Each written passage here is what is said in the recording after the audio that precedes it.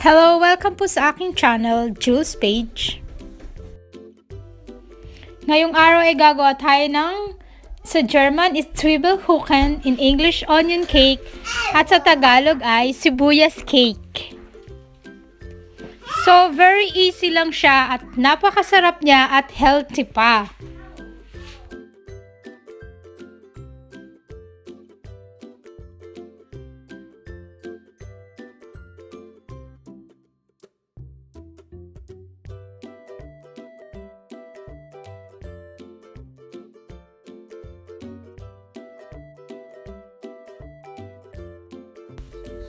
Kailangan natin ng 1.5 kilong sibuyas.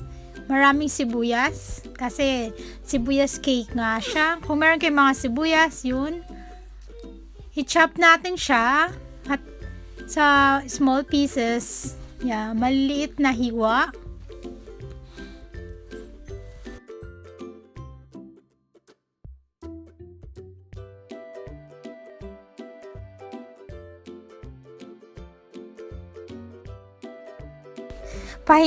Painitin ang kawali, lagyan ng langis, at lutuin ang sibuyas till golden color.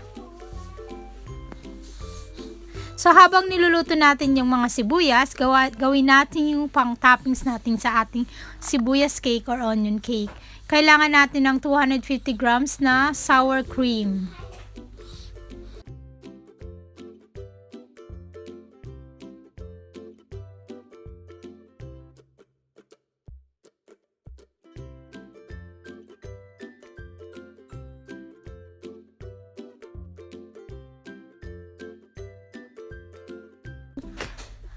Kailangan natin ng 4 na itlog.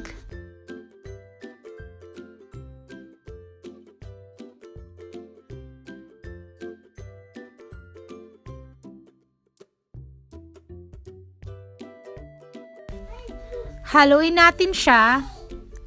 At kailangan natin ng caraway seeds or Kümmel in German. Mga 1 kutsara.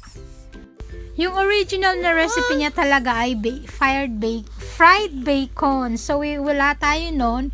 We use smoked liquid aroma, bacon aroma. Okay, mga 2 tablespoon.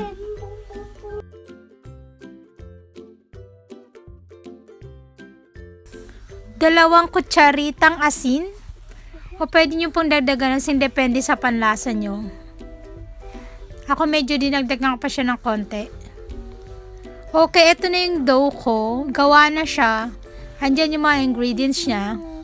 At andyan yung procedure kung paano gawin. Ito yung kalahati ng 500 grams na flour ko. So, gumamit ako ng full grain kasi mas healthy siya. Then, luto na yung onion natin. Mix na natin siya ating cream mixture.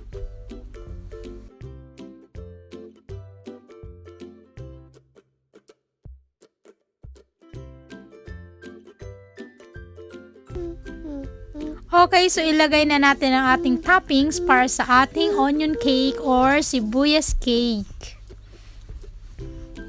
Sa mga mahilig sa sibuyas, ito ang perfect cake para sa inyo.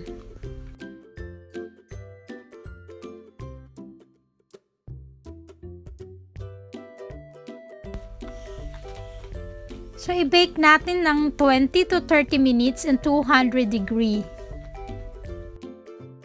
At ito na nga ang ating napakasarap na sibuyas cake or onion cake.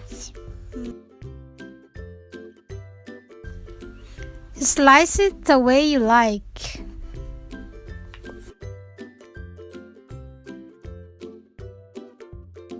Thank you for watching my videos. Please don't forget to like and subscribe to my channel, and please hit the bell button for more videos.